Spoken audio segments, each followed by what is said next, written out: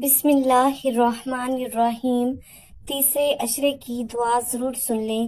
21 رمضان المبارک سے آخری روزے تک یہ ایک تسبیح پڑھ لیں، اللہ اور اس کے نبی بہت خوش ہوتے ہیں۔ یہ تسبیح زیادہ سے زیادہ پڑھیں۔ ناظرین محترم، رمضان المبارک کے بابرکت مہینے کے آخری عشرے کے حوالے سے ایک بہت ہی مجرب دعا آپ کی خدمت میں لے کر حاضر ہوئی ہوں۔ جو اس دعا کو 21 رمضان المبارک سے آخری روزے تک پڑھ لیتا ہے وہ اپنی آنکھوں سے اپنی تقدیر بدلتے دیکھتا ہے۔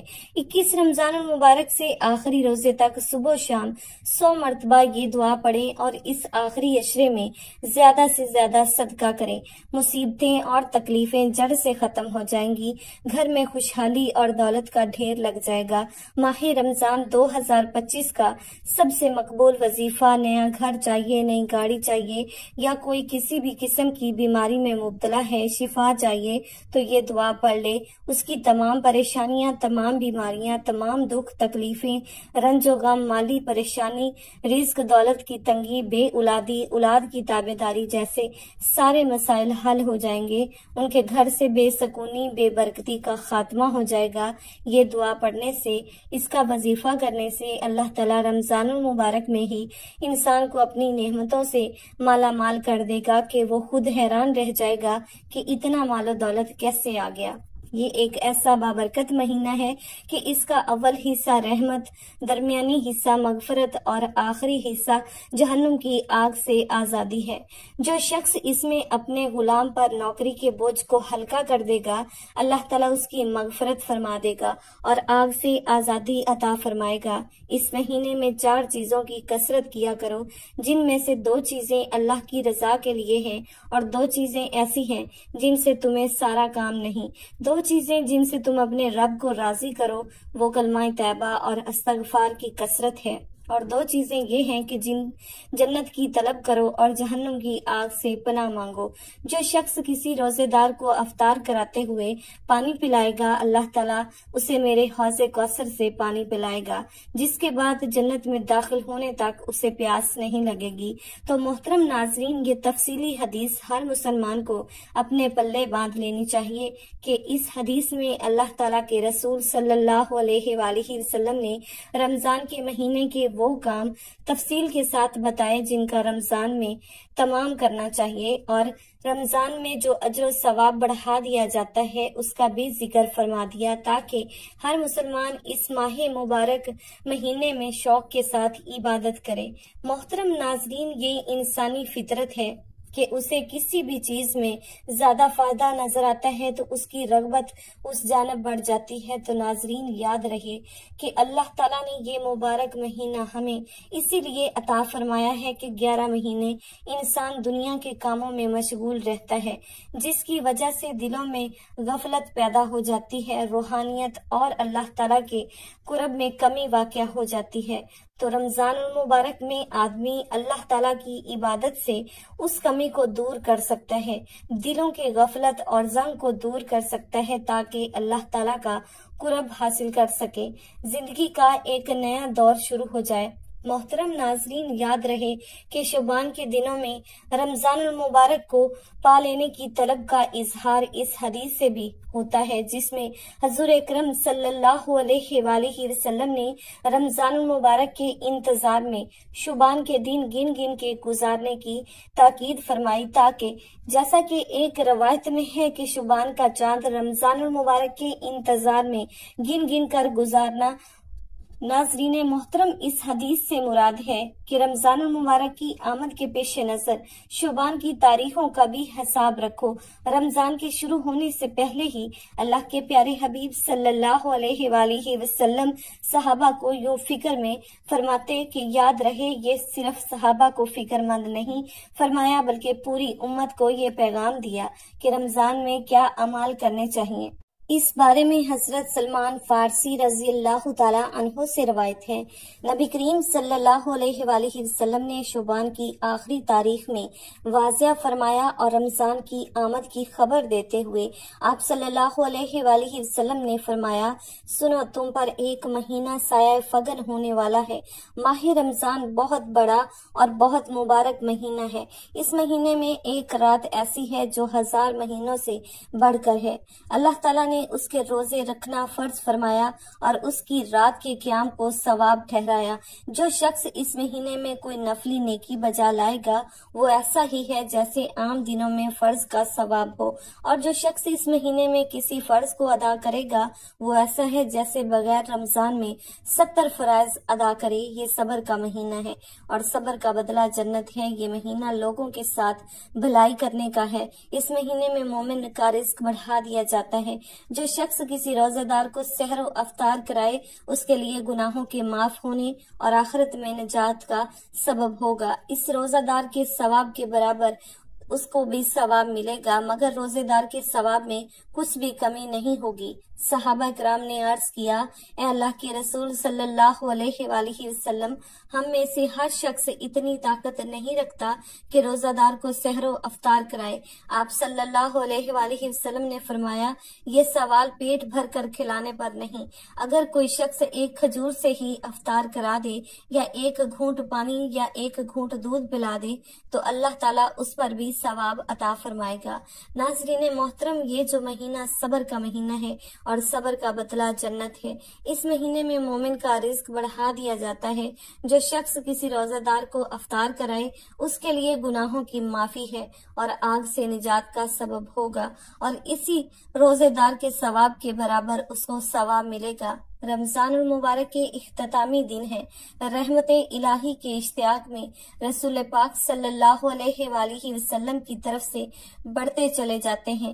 رمضان المبارک سے پہلے 2 ماہ آپ صلی اللہ علیہ وآلہ وسلم کے ہاں رمضان کا تذکرہ شروع ہو جاتا، جیسا کہ ایک روایت کے مطابق رسول اللہ صلی اللہ علیہ وآلہ وسلم رجب میں دعا فرماتے، اے اللہ ماہ رجب اور شعبان میں برکت نازل فرما اور ہمیں رمضان نصیب فرما۔ جب رسول اللہ صلی اللہ علیہ وآلہ وسلم شعبان کے مہینے میں داخل ہوتے تو یہ ذوق و شوق مزید بڑھ جاتا اور آپ اس مہینے کے شب و روز گویا رمضان المبارک جیسا رنگ اختیار کرتے۔ یاد رہے کہ شعبان کا مہینہ گزر گیا ہے، رمضان کا مہینہ بھی اپنے اختتامی مراحل میں ہے۔ جیسا ہی رمضان کا چاند نظر آتا ہے رمضان کا مہینہ شروع ہو جاتا ہے۔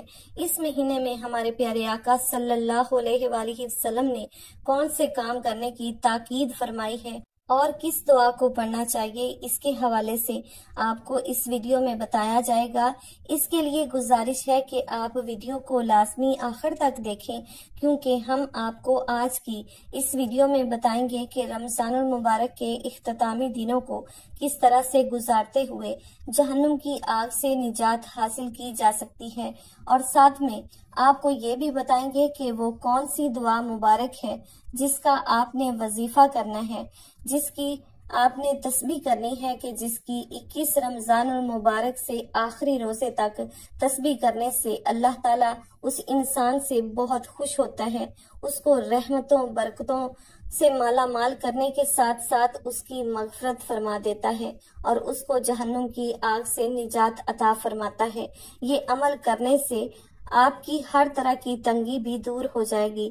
تو رمضان المبارک کے آخری عشرے اور دعا کی مکمل تفصیلات جاننے کے لیے گزارش ہے کہ ویڈیو کو کاٹ کر یا سکپ کر کے مت دیکھیے گا، کیونکہ یہ بہت بڑی رحمتوں اور برکتوں والا مہینہ ہے۔ اگر ان وظائف کو آپ نے کاٹ کر یا سکپ کر کے دیکھا تو یہ موقع سال بعد آنا ہے، پھر پورا سال پچھتاوا رہے گا۔ بہتر ہے کہ ویڈیو کو ایک مرتبہ تسلی سے دیکھ کر ہر ایک بات کو، ایک ایک نقطے کو سن کر سمجھ کر ہمارے بتائے گئے طریقے کے مطابق وظیفے پر عمل کیا جائے۔ تو محترم ناظرین، رمضان المبارک کو 3 عشروں میں تقسیم کیا گیا ہے، جس میں پہلا عشرہ رحمت کا عشرہ کہلاتا ہے۔ اس میں اللہ تعالیٰ کی بے پناہ رحمتیں اس مبارک مہینے کے آغاز میں امت مسلمہ پر نچھاور ہوتی ہیں۔ دوسرا عشرہ جو کہ مغفرت کا عشرہ ہے، اور یہ مہینہ حضور پاک صلی اللہ علیہ وآلہ وسلم کی امت کے لیے خاص کیا گیا ہے، جس میں آپ صلی اللہ علیہ وآلہ وسلم کی امت کی بخشش کی جاتی ہے، ان کی مغفرت کی جاتی ہے۔ تو دوسرا عشرہ امت محمدیہ کی مغفرت کے لیے ہے کہ جس میں مغفرت کی دعائیں کی جاتی ہیں۔ اور تیسرا اور آخری عشرہ جہنم کی آگ سے نجات کا عشرہ کہلاتا ہے۔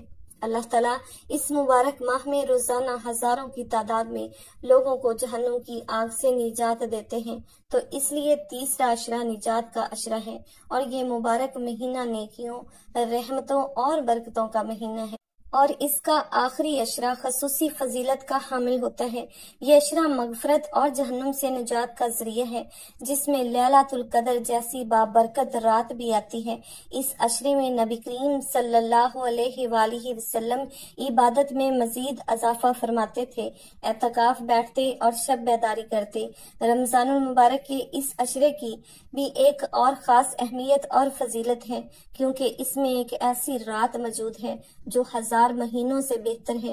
جو بندہ اس رات کو پا لیتا ہے اور عبادت میں مشغول رہتا ہے، اللہ تعالیٰ اس بندے پر خاص کرم کرتا ہے۔ اللہ تعالیٰ اس کے صغیرہ کبیرہ گناہوں کو بخش دیتا ہے، اس کی مغفرت کر دیتا ہے، اس کو جہنم کی آگ سے نجات عطا فرما دیتا ہے۔ جب انسان اسی دنیا میں اللہ تعالیٰ کی عبادت کر کے خود کو بخشوا لیتا ہے، تو پھر اس کے لیے دنیا اور آخرت کی ساری منزلیں آسان کر دی جاتی ہیں۔ اس کو قدم قدم پر کامیابی نصیب ہوتی ہے۔ دنیاوی اسباب کے حوالے سے اس کی ہر پریشانی دور کر دی جاتی ہے، اور اس کو آخرت میں بھی بہت زیادہ اجر و ثواب دیا جاتا ہے۔ رمضان المبارک کے آخری عشرے کی فضیلت اس وجہ سے بھی زیادہ ہے کہ اس عشرے میں قرآن مجید نازل ہوا، اور جس مبارک رات میں قرآن پاک نازل ہوا اس کی اہمیت اور فضیلت کے بارے میں قرآن مجید میں بھی ارشاد باری تعالیٰ ہے، لیلۃ القدر خیر من الف شہر، یعنی یہ رات ہزار مہینوں سے بہتر ہے۔ اس رات میں عبادت، ذکر، دعا اور توبہ کرنے والے کے گناہ معاف کیے جاتے ہیں۔ اس رات میں نبی کریم صلی اللہ علیہ وآلہ وسلم عبادت میں اضافہ فرما دیتے۔ حضرت عائشہ رضی اللہ تعالی عنہا فرماتی ہیں، جب رمضان المبارک کا آخری عشرہ آتا تو نبی کریم صلی اللہ علیہ وآلہ وسلم راتوں کو جاگتے، اپنے گھر والوں کو بھی جگاتے اور عبادت میں مشغول ہو جاتے۔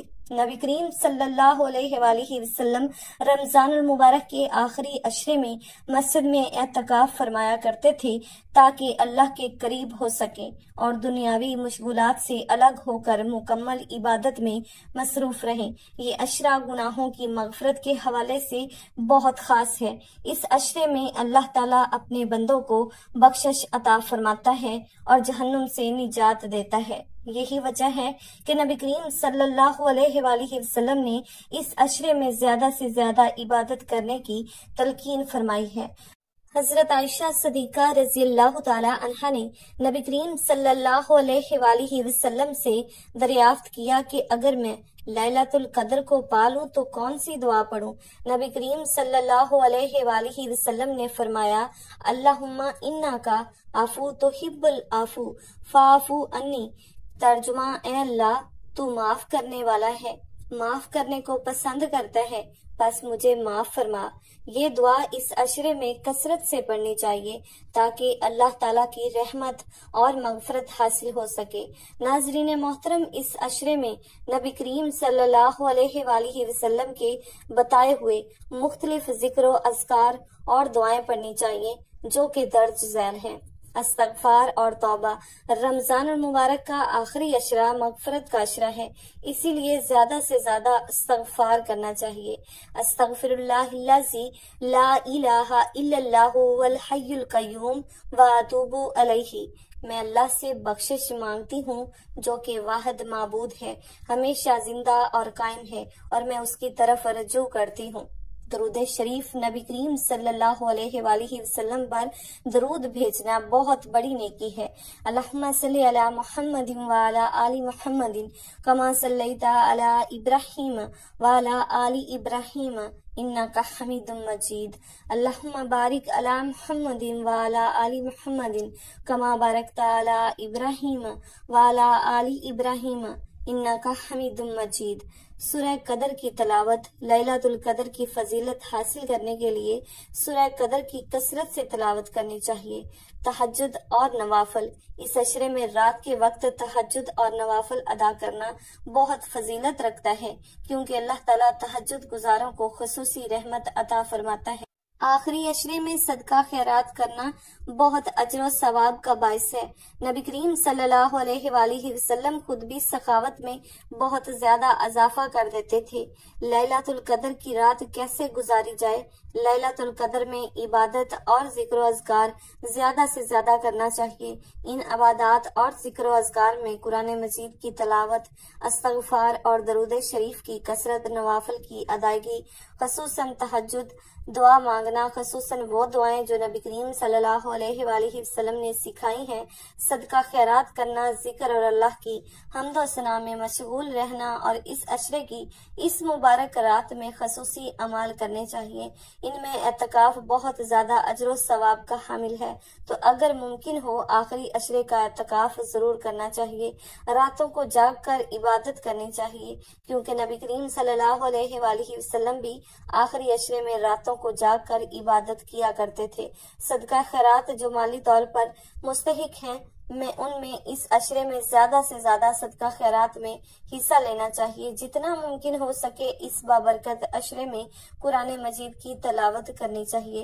अपने और पूरी उम्मत मुसलमान की भलाई, मगफरत और जन्नतुल फरदौस की दुआ करनी चाहिए। अपने मरहुमीन के लिए दुआए मगफरत करनी चाहिए, उनकी बख्शिश करवानी चाहिए, क्योंकि ये अशरा रमजानुल मुबारक का आखिरी अशरा है। बेपनाह बरकतों और रहमतों का जमाना है। ये मगफरत, बख्शिश और अल्लाह ताला की कुर्बत हासिल करने का बेहतरीन मौका है। हमें चाहिए इस अशरे को गनीमत जानकर इबादत में मशगूल रहें, लैलातुल कदर की तलाश करें, दुआ और जिक्र व अज़कार में बताए गए तरीके के साथ इजाफा करें और अल्लाह रब्बुल इज़्ज़त से बख्शिश तलब करें। अल्लाह ताला हमें इस अशरे की बरकतें नसीब फरमाए और हमारे तमाम सगीरा कबीरा गुनाहों को माफ फरमाए, आमीन। नाज़रीन मोहतरम, रमजानुल मुबारक के इस आखिरी अशरे में आपको ये दुआ पढ़ते रहना चाहिए। इससे आपकी मगफरत हो जाएगी, आपकी गैबी मदद हो जाएगी, आपकी माली तंगदस्तियां, परेशानियां, तमाम मुसीबतें टल जाएंगी।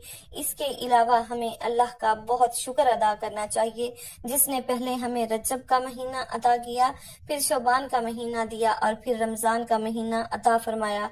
अगर आप रजब शबान में कोई वजीफा नहीं कर सके और रमजानुल मुबारक के पहले 2 अशरों को भी लापरवाही में गुजार दिया और कोई अमल नहीं कर सके, तो तीसरे अशरे की ये दुआ लाजमी पढ़ लें। 21 रमजानुल मुबारक से आखिरी रोजे तक इस दुआ को कसरत से विर्द करें। इसको पढ़ने वाले से अल्लाह ताला और उसके नबी पाक सल्लल्लाहु अलैहि वसल्लम बहुत खुश होते हैं, जिससे रब और उसका महबूब राजी हो जाए, खुश हो जाए, तो फिर उस इंसान की दुनिया और आखिरत दोनों संवर जाते हैं। अब ये अमल बताए गए तरीके से पढ़ लें। इंशाअल्लाह ताला इस अमल की बरकत से अल्लाह ताला आपको दुनिया और आखिरत में सरफराज फरमाएगा, आपकी हर परेशानी को दूर कर देगा, आपको कदम कदम पर कामयाबी अता फरमाएगा। याद रहे कि रमजान मुबारक का इंतजार हर मोमिन मुसलमान को होता है और इस महीने में अल्लाह रब्बुल इज़्ज़त रिज़्क़ को बढ़ा देते हैं। ये मुशाहदा के आम दिनों में हमारे दस्तरखान पर इतनी चीजें नहीं होती जितनी कि रमजान के महीने में सहर व अफ्तार के वक्त मौजूद होती है। उसकी वजह यही है कि इस महीने में अल्लाह रब्बुल इज़्ज़त ने बहुत ज्यादा बरकत रख दी है और इस महीने में नेकियों का सवाब भी बढ़ा दिया जाता है और गुनाह भी कम हो जाते हैं। गुनाहगार इंसान भी नेकी की जानब दौड़ कर जाते हैं और बुराई का रास्ता छोड़ देते हैं। تو آپ نے رمضان المبارک کے اس آخری عشرے کی قدر کرتے ہوئے اپنے گناہوں کی بخشش کروانی ہے اور اللہ اور اس کے نبی پاک صلی اللہ علیہ وآلہ وسلم کو یہ عمل کر کے راضی کر لینا ہے۔ یہ ایسا بابرکت عمل ہے کہ اس کی طاقت کا اندازہ آپ کو خود ہی ہو جائے گا۔ جو بندہ یہ عمل کرتا ہے وہ اتنا فیض پاتا ہے کہ اس کی تمام مسائل حل ہو جاتے ہیں۔ تو ناظرین محترم، وقت کی نزاکت کو مد نظر رکھتے ہوئے آپ کو عمل کا مکمل طریقہ کار بتاتی ہوں کہ آپ نے کس رمضان المبارک سے آخری روزے تک یعنی عشرہ نجات میں جو دعا ذکر کی ہے وہ کس طرح پڑھنی ہے، وہ یہ تسبیح کس طرح پڑھنی ہے۔ آپ نے اس عمل کو کرنے کے لیے کوئی وقت اور جگہ مقرر کر لینی ہے اور اس وقت آپ نے سب سے پہلے نبی پاک صلی اللہ علیہ وآلہ وسلم کی ذات اقدس پر درود پاک کا نذرانہ پیش کرنا ہے۔ ایک مرتبہ ثواب کے لیے میرے ساتھ بھی درود پاک پڑھ لیں۔ اللہم صلی علی محمد وعلی آل محمد کما صلیت علی ابراہیم وعلی آل ابراہیم انک حمید مجید۔ اللہم بارک علی محمد وعلی آل محمد کما بارکت علی ابراہیم وعلی آل ابراہیم انک حمید مجید۔ ناظرین محترم، درود پاک پڑھنے کے بعد آپ نے تیسرے عشرے کی دعا اللہم انک عفو تحب العفو فاعف عنی، ترجمہ اے اللہ تو معاف کرنے والا ہے، معاف کرنے کو پسند کرتا ہے، بس مجھے معاف فرما۔ اس کو کثرت سے پڑھنا ہے، جتنی آپ کی توفیق طاقت ہو آپ نے تیسرے عشرے میں اس کو زیادہ سے زیادہ پڑھنا ہے، اور اس کے علاوہ آپ جتنا چاہیں پڑھ لیں، لیکن جب یہ عمل کرنے کے لیے بیٹھیں تو اس دعا کو آپ نے کم از کم 100 مرتبہ پڑھنا ہے، یعنی ایک مکمل تسبیح آپ نے اس دعا کی پڑھنی ہے، اور اس کے بعد ایک تسبیح آپ لوگوں نے یا رزاق اللہ الصمد یا رزاق اللہ الصمد اس کی مکمل تسبیح پڑھنی ہے۔ اس کے بعد اتنا ہی درود پاک پڑھنا ہے جتنا آپ نے وظیفہ شروع کرنے سے پہلے پڑھا تھا۔ ناظرین محترم، اس طرح آپ کا یہ عمل مکمل ہو جائے گا۔ تو میرا آپ سب کے لیے یہی پیغام ہے کہ رمضان میں اپنی بخشش کروا لیں، اپنے مرحومین کے لیے دعا کریں، ان کی بخشش کی دعا کریں، اور اپنی دنیا اور آخرت کے لیے اللہ تعالیٰ سے دعا مانگے، اپنے حق میں فیصلے کروانے کے لیے اللہ تعالیٰ سے دعا مانگے، اور 21 رمضان المبارک سے آخری روزے تک کثرت کے ساتھ یہ دعا پڑھتے رہیں۔ وظیفے کا وقت مقرر ہو تو بتائے گئے طریقے کے مطابق وظیفہ کریں، اور وظیفہ کرنے کے بعد جتنا بھی چاہیں اس دعا کو پڑھ سکتے ہیں، اس کا ورد کر سکتے ہیں۔ 21 رمضان سے آخری روزے تک زیادہ سے زیادہ اس دعا کو پڑھ کر اللہ تعالیٰ اور اس کے نبی پاک صلی اللہ علیہ وآلہ وسلم کو خوش کر سکتے ہیں اور اپنی بخشش کروا سکتے ہیں۔ دعا ہے کہ اللہ تعالیٰ ہم سب کو رمضان المبارک کی اس آخری عشرے میں تسبیحات، عبادات، ذکر و اذکار، لیلۃ القدر میں قیام کرنے کی طاقت اور توفیق عطا فرمائے۔ ہم سب کو نماز پنجگانہ باجماعت ادا کرنے کی توفیق عطا فرمائے، اور ہمارا خاتمہ ایمان پر فرمائے، اور رمضان المبارک کے اس آخری عشرے میں اپنی خاص رحمتوں اور برکتوں سے مالا مال فرما کر ہمیں جنت کا حقدار بنائے۔ آمین ثم آمین۔ دعا ہے کہ اللہ تعالیٰ میرا سنانا اور آپ کا سننا اپنی پاک بارگاہ الہی میں قبول و منظور فرمائے۔ آمین۔ ناظرین، گزارش ہے کہ اللہ تعالیٰ کے 99 ناموں میں سے کوئی ایک نام لکھ کر کمنٹ باکس میں ضرور شیئر کریں۔ اللہ تعالیٰ ہم سب کا حامی و ناصر ہو۔ آمین۔ جزاک اللہ خیرا کثیرا۔